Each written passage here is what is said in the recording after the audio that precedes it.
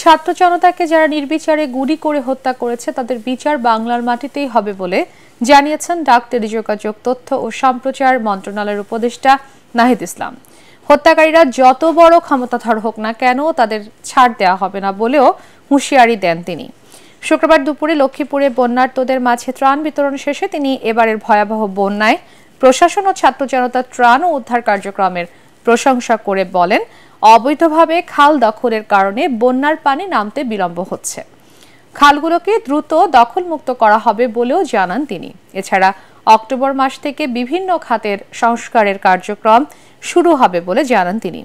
শিক্ষা, গণমাধ্যম সহ আরো কয়েক সংস্কার কমিশন গঠনের পরিকল্পনা চলছে বলেও জানান নাহিদ ইসলাম।